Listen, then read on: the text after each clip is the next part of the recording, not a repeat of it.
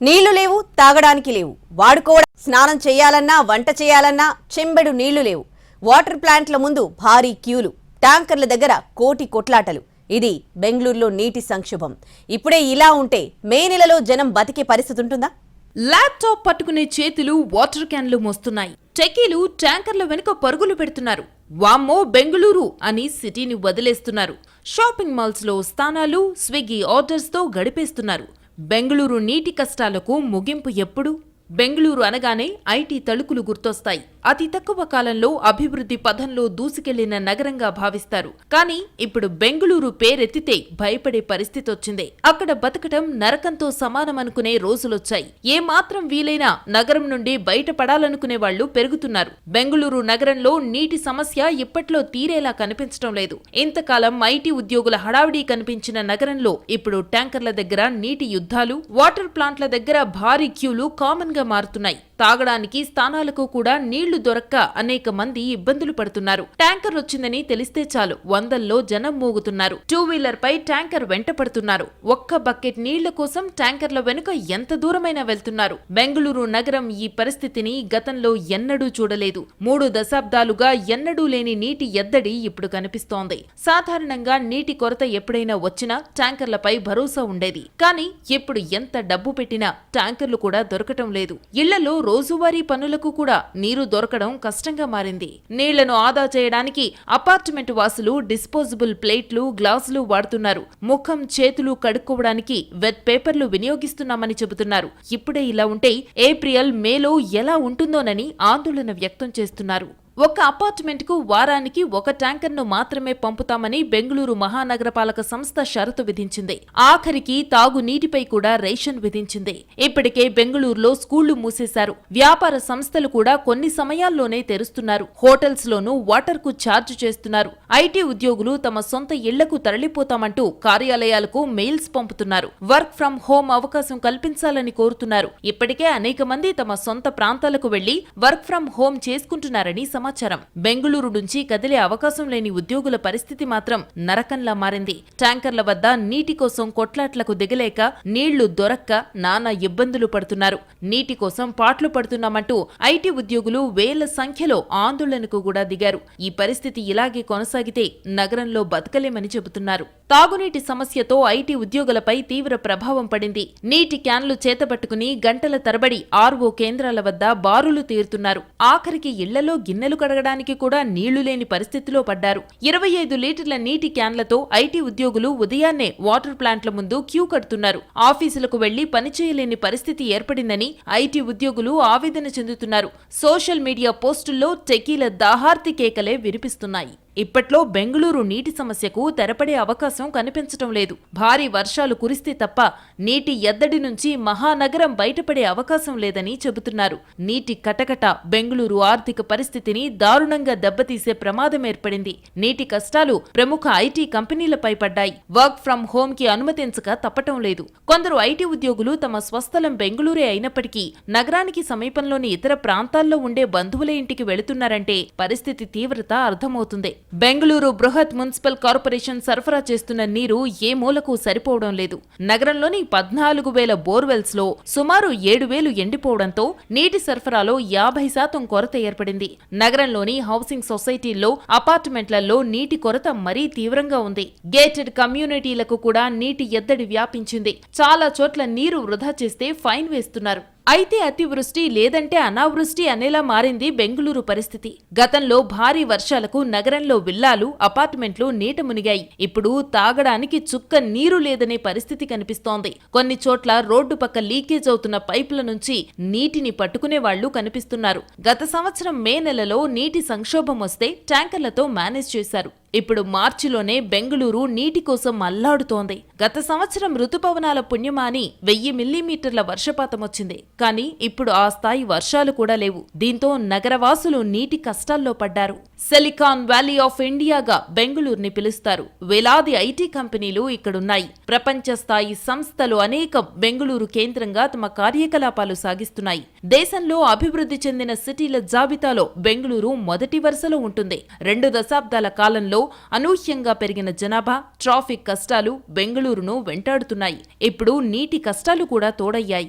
ముఖ్యంగా ఐటీ కంపెనీలున్న 58 ప్రాంతాలలో తీవ్ర నీటి సమస్య ఉందని అధికారులు చెబుతున్నారు. వైట్ఫీల్డ్, ఆర్ఆర్ నగర్, యలహంక, దసరహల్లి జోన్స్, మహదేవపుర, బొమ్మనహల్లి లాంటి ప్రాంతాలలో చుక్క నీరు లేక జనం అల్లాడుతున్నారు. బెంగళూరు జనాభా 1,40,00,000 ఉంటుంది.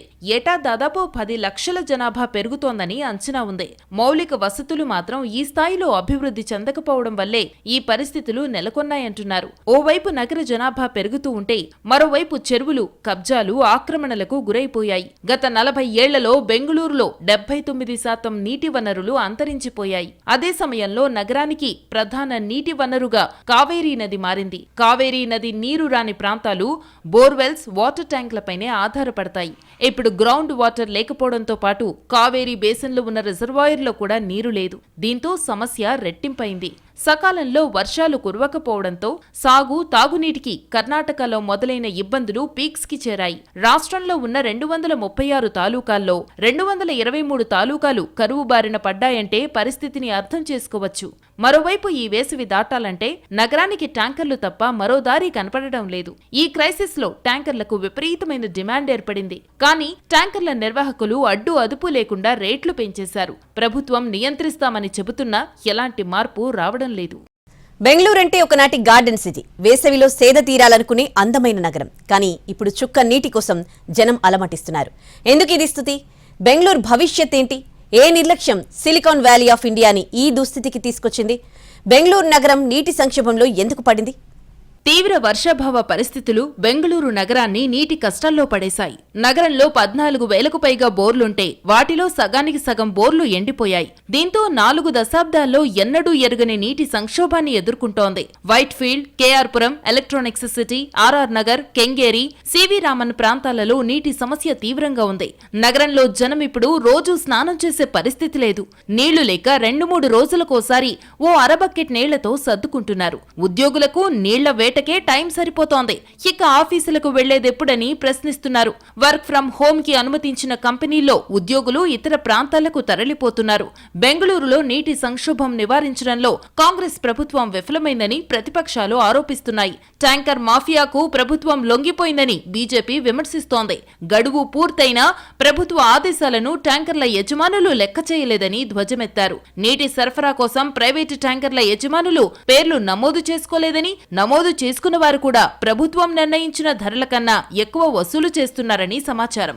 అయితే బెంగళూరు నగరానికి రోజుకు 2,600 మిలియన్ లీటర్లు అవసరం ఉంటే దాదాపు 500 మిలియన్ లీటర్ల కొరత ఉందని సీఎం సిద్ధరామయ్య చెబుతున్నారు.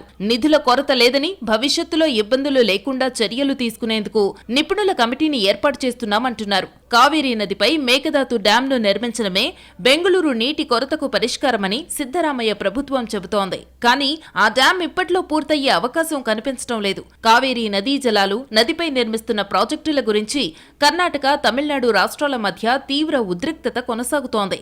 కావేరీ జలాల సరఫరాపై ఇరు రాష్ట్రాల మధ్య విభేదాలు తారాస్థాయిలో ఉన్నాయి. ఒకప్పుడు గార్డెన్ సిటీ ఆఫ్ ఇండియాగా బెంగళూరుని పిలుచుకునేవాళ్లు. ఇప్పుడది కాంక్రీట్ జంగిల్ గా మారిపోయింది. డెవలప్మెంట్ పేరుతో పెద్ద సంఖ్యలో చెట్లు నరికేయడం, ఎత్తైన భవనాలు నిర్మించడం, ఎటు చూసినా నిర్మాణాలే ఉండడంతో గ్రౌండ్ వాటర్ లెవెల్స్ పడిపోయాయి. 1000 అడుగుల లోతులో కూడా నీరు పడడం లేదు. చెరువులు, రిజర్వాయర్లు డెడ్ స్టోరేజీకి చేరుకున్నాయి. ప్రణాళికలు లేకుండా అర్బనైజేషన్ చేపట్టడంతోనే బెంగళూరులో తీవ్ర నీటి సంక్షోభం తలెత్తింది. గత కొన్నేళ్లుగా బెంగళూరులో సాధారణం కంటే తక్కువ వర్షపాతం రికార్డవుతోంది. గడిచిన 50 ఏళ్లలో బెంగళూరులోని పచ్చదనమంతా తుడిచిపెట్టుకుపోయింది. గ్రీన్ సిటీ ఇప్పుడు కాంక్రీట్ సిటీగా మారిపోయింది. సిటీలో నిర్మాణాలు భారీగా పెరిగాయి. నగరంలో ఉన్న 79% వాటర్ స్ప్రెడ్ ఏరియా కనుమరుగైపోయింది. దీంతో వాటర్ రిసోర్సెస్ సిస్టమ్ మొత్తం దెబ్బతింది. 1973లో బెంగళూరు సిటీలో 68.2% గ్రీనరీ ఉంటే 7.97% బిల్డప్ ఏరియా ఉండేది. 2002కు వచ్చేసరికి వృక్ష సంపద 38.7%కి పడిపోగా బిల్డప్ ఏరియా 37.7%కి పెరిగిపోయింది. 2010లో 28.2% గ్రీనరీ ఉంటే 54.5%కి బిల్డప్ ఏరియా పెరిగింది. 2023కు వచ్చేసరికి 1973 నాటి సీన్ రివర్స్ అయింది. 2023లో గ్రీనరీ 2.90%కి పడిపోగా బిల్డప్ ఏరియా ఏకంగా 86.60%కి పెరిగిపోయింది. అర్బనైజేషన్ కారణంగానే బెంగళూరులో నీటి సంక్షోభం ఏర్పడింది. చాలా తక్కువ కాలంలో భారీ నిర్మాణాలు, కాలుష్యం, ట్రాఫిక్ రద్దీ, మురికివాడలు పెరగడం, నిరుద్యోగం, శిలాజ ఇంధనాలపై ఆధారపడడం వంటి అంశాలు బెంగళూరును తీవ్రంగా ప్రభావితం చేశాయి. బెంగళూరులో 1973లో వాటర్ స్ప్రెడ్ ఏరియా 5,742 ఎకరాలుంటే 2023 నాటికి 1,712 ఎకరాలకు తగ్గిపోయింది. అంటే 50 ఏళ్లలో 4,030 ఎకరాల వాటర్ స్ప్రెడ్ ఏరియా అర్బనైజేషన్ కు ఆవిరైపోయింది. 98% సరస్సులు, చెరువులు ఆక్రమణలకు గురయ్యాయి. మిగిలినవి కూడా మురుగునీరు, పారిశ్రామిక వ్యర్థాలతో నిండిపోయాయి. 50 ఏళ్ల క్రితం నగరంలో 837 చెరువులుంటే ఇప్పుడు కేవలం 200 లోపే ఉన్నాయి. చెరువుల్లో కట్టిన కట్టడాలు 1,00,000కు పైగానే ఉన్నాయి. అపార్ట్మెంట్లు చెరువుల్ని మింగేశాయి. కాలువల్ని కాంక్రీట్ తో నింపేశారు. దీంతో కొద్దిపాటి వర్షాలకే వరదలు వెల్లువెత్తుతున్నాయి. నీళ్లన్నీ వృధాగా వెళ్లిపోతున్నాయి. చుక్క నీరు ఇంకటం లేదు. ఫలితంగా భూగర్భ జలాలు అడుగంటిపోయాయి. మరోపక్క వాయు కాలుష్యము పెరిగిపోవడంతో రికార్డు స్థాయిలో టెంపరేచర్లు పెరుగుతున్నాయి. ఇప్పుడు నగరంలో చెరువులు లేవు. వాటికి నీటిని చేర్చే కాలువలు లేవు. 400 ఏళ్ల క్రిందట కెంపెగౌడ ప్రణాళికతో నిర్మించిన చారిత్రక నగరం బెంగళూరు వర్షానికి వణుకుతోంది. వేసవిలో గొంతెండుతోంది. ఇప్పుడు నగరంలో ఓ ప్రత్యేక పరిస్థితి కనిపిస్తోంది. కరోనా టైంలో ప్రపంచమంతా కనిపించిన ఆందోళన ఇప్పుడు బెంగళూరులో ఉంది. సాధారణ జీవితం లేకుండా పోయింది. వ్యాపారాలు, స్కూళ్లు, కాలేజీలు నడిచే పరిస్థితి లేదు.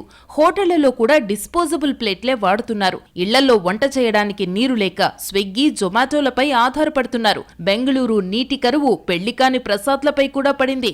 నగరంలో సెటిల్ అయిన వాళ్లకి పెళ్లి చేసుకోవడానికి అమ్మాయిలు కూడా దొరకటం లేదనే వార్తలు వినిపిస్తున్నాయి. బెంగళూరుకి వచ్చి ఉండలేమని అమ్మాయిలు ఖచ్చితంగా చెప్పేస్తున్నారని సోషల్ మీడియాలో బావురుమంటున్నారు. ఇప్పుడు నగరంలో బిందె నీళ్లకు 25 రూపాయలు వసూలు చేస్తున్నారు. 500-600 ఉండాల్సిన ట్యాంకర్ 3-4 వేలకు చేరింది. అది కూడా ఎప్పుడొస్తుందో తెలీదు. ప్రజలకు తక్షణం తాగునీటిని అందించేందుకు ప్రభుత్వం ట్యాంకర్లను రంగంలోకి దించింది. కానీ జనం అవసరాలకు సరిపడా నీటిని సరఫరా చేయలేకపోతున్నారు. మే నెల వచ్చేసరికి కర్ణాటక ఎడారిలా మారిపోతుందని ఆందోళన చెందుతున్నారు. సింపుల్ గా చెప్తే బెంగళూరు దుస్థితికి ప్రధాన కారణం భారీగా పెరిగిన జనాభా, అడ్డు అదుపులేని నిర్మాణాలే. అడుగడుగునా తవ్వుతున్న బోర్లు, ఎండిపోతున్న చెరువులు, పడిపోతున్న భూగర్భ జలాలు ఇవన్నీ కలిసి బెంగళూరుని చుక్క నీటి కోసం అలమటించేలా చేశాయి. సమస్యను అధిగమించేందుకు సిద్ధరామయ్య ప్రభుత్వం చర్యలు తీసుకుంటున్నప్పటికీ 1,40,00,000 జనాభాకు నీటి అవసరాలు తీర్చడం అంటే చిన్న విషయం కాదు. దీంతో నగరంలో అనేక ప్రాంతాలలో జనజీవనం క్లిష్ట పరిస్థితికి చేరుకుంది. నీటిని కాపాడుకోలేకపోతే బతుకు లేదని చరిత్ర చెప్తుంది. పచ్చదనాన్ని మింగేసి చెరువులు, కుంటల్ని కబ్జా చేసి చివరికి చుక్క నీటి కోసం నగరాలు అలమటిస్తున్నాయి. బెంగళూరు ఒక్కటే కాదు, అనేక నగరాల్లో డేంజర్ బెల్స్ మోగుతున్నాయి. ముంబైలో ఆల్రెడీ నీటి కోత మొదలు పెట్టారు. హైదరాబాద్ పరిస్థితి ఏంటి? నగరానికి నీటి సమస్య పొంచుందా? నదుల పక్కన నాగరికతలు విలసిల్లాయని చరిత్ర చెబుతోంది. ఆ నదులు ముంచెత్తినా, ఎండిపోయినా నాగరికతలు కూడా అంతరించాయి. నీటి చుట్టూ మనిషి జీవితం అల్లుకుపోవడమే దీనికి కారణం. బెంగళూరు నగరం ఇప్పుడు తాగునీటికి అల్లాడుతోంది.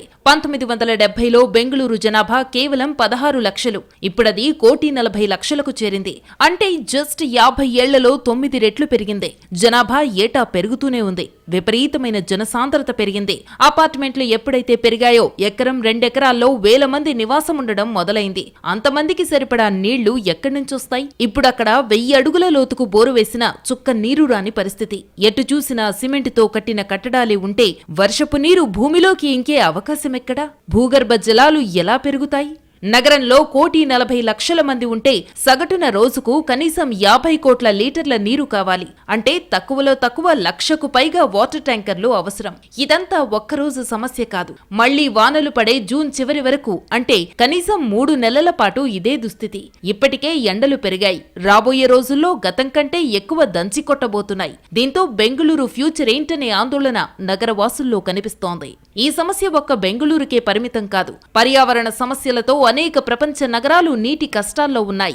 Beijing, Cape town, London, Istanbul లాంటి నగరాలు కూడా నీటి ఎద్దడి చూస్తున్నాయి. ఈ జాబితాలో మన నగరాలు కూడా ఉన్నాయి. ముంబైలో ఆల్రెడీ నీటి కోత మొదలు పెట్టారు. ఖజియాబాద్ లో, బుందేల్ ఖండ్, మహోబా, లలిత్పూర్, ఝాన్సీ, బందా లాంటి ప్రాంతాల్లో కూడా భూగర్భ జలాలు పడిపోయాయి. అక్కడ నీటి కష్టాలు ఇప్పటికే మొదలయ్యాయి. మెట్రో నగరాల్లో జనసాంద్రత ఎక్కువగా ఉండడం, వేసవి కాలంలో నీటి వనరులు తగ్గిపోవడంతో నీటి సమస్య ఎదురవుతోంది. ప్రతిసారి వేసవిలో చాలా నగరాలు ఇలాంటి నీటి ఎద్దడిని ఎదుర్కొంటూనే ఉన్నాయి. ఈసారి వేసవికి ముందే ఇలాంటి పరిస్థితులు రావడం, పైగా ఈ ఏడాది ఎండలు భారీగా ఉంటాయని వాతావరణ శాఖ హెచ్చరికలతో మరింత ఆందోళన చెందే పరిస్థితి ఉంది. ఇలాంటి పరిస్థితిలో హైదరాబాద్ పరిస్థితి ఏంటనే సందేహం రాకమానదు.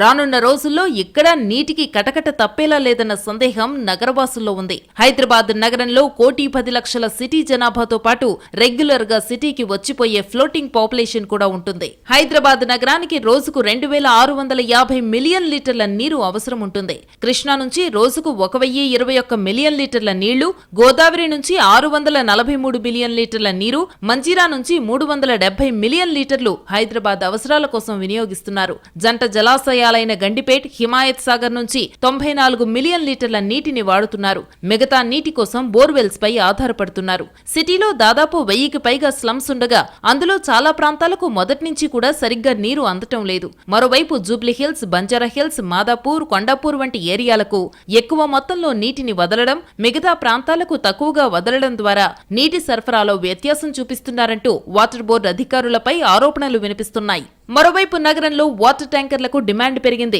రోజుకు వందల సంఖ్యలో వాటర్ ట్యాంకర్స్ ని బుక్ చేసుకుంటున్నారు సిటీ వాసులు. ఇందులో ఎక్కువగా హోటల్స్, హాస్టల్స్, అపార్ట్మెంట్లు ఉంటున్నాయి. ఈ ఏడాది అధిక ఉష్ణోగ్రతలు ఉండనున్నాయని వాతావరణ శాఖ చెబుతోంది. ఈ పరిస్థితిలో నగరానికి ఇప్పటికిప్పుడు నీటి కొరత రాకపోయినా బెంగళూరులో జరిగినట్టే ఇక్కడ చెరువులు మాయమయ్యాయి. గ్రీనరీ తగ్గుతోంది, గ్రౌండ్ వాటర్ లెవెల్ తగ్గుతోంది. దీంతో ఇక్కడ ప్రమాదం పొంచి ఉందనే వాదనలు వినిపిస్తున్నాయి. మరోవైపు బెంగళూరు పరిస్థితి హైదరాబాద్ కు రానివ్వద్దని అధికారులకు తెలంగాణ హైకోర్టు సూచించింది. ముందే జాగ్రత్త పడాలని, నీటి లభ్యత, వినియోగం మధ్య తేడాను ఎప్పటికప్పుడు బేరీజు వేసుకుంటూ అవసరమైన చర్యలు చేపట్టాలని సూచించింది. ఈ విషయంలో నిర్లక్ష్యంగా ఉంటే ప్రస్తుతం బెంగళూరు వాసులు ఎదుర్కొంటున్న పరిస్థితి రేపు హైదరాబాదీలకు ఎదురవుతుందని హెచ్చరించింది. జంట నగరాలలో నీటి ఎద్దడి పెరిగిపోయిందని గతంలో ఓ వ్యక్తి రాసిన లేఖను పిటిషన్ గా స్వీకరించిన హైకోర్టు దీనిపై బుధవారం విచారణ చేపట్టింది. ఇక కర్ణాటక విషయానికొస్తే ఇప్పుడు బెంగళూరులో 60% మంది ట్యాంకర్ నీటిపైనే ఆధారపడుతున్నారు. నీటికి డిమాండ్ పెరగడంతో ట్యాంకర్ల నిర్వాహకులు ప్రభుత్వం మాట వినే పరిస్థితి కనిపించడం లేదు. అయితే కబిని, కేఆర్ఎస్ డ్యాంలలో సరిపడా నీరుందని ప్రభుత్వం చెబుతోంది. నీటి కొరతను నియంత్రించడానికి కావలసిన చర్యలు తీసుకుంటున్నామని చెబుతోంది. 313 కొత్త బోర్లు వేయడంతో పాటు 1200 బోర్లను పునరుద్ధరిస్తామని హామీనిస్తోంది. మురికివాడలు, బోర్వెళ్లపై ఆధారపడిన ప్రాంతాలు, గ్రామాలకు నీటిని అందించేందుకు కర్ణాటక మిల్క్ ఫెడరేషన్ తో సహా అన్ని ప్రైవేటు వాటర్ ట్యాంకర్లను ఉపయోగించాలని అధికారులను ఆదేశించింది. ఓవరాల్ గా బెంగళూరు దుస్థితికి ప్రభుత్వాలు, జనం నిర్లక్ష్యమే కారణం. అభివృద్ధి పేరుతో పచ్చదనాన్ని మాయం చేసి కాంక్రీట్ జంగిల్ గా నగరాన్ని మార్చేస్తే ఫలితం ఇలాగే ఉంటుంది. జలవనరుల పరిరక్షణను లైట్ తీసుకోవడం వల్లనే నగరం ఇప్పుడు ఈ సంక్షోభంలో పడింది. నిర్మాణాత్మక చర్యలను కొన్నేళ్ల పాటు అమలు చేస్తే తప్ప బెంగళూరు పరిస్థితుల్లో మార్పు రాదు. బెంగళూరు దుస్థితిని దేశంలోని ఇతర నగరాలు ఓ హెచ్చరికలా తీసుకుని జాగ్రత్త పడాల్సిందే.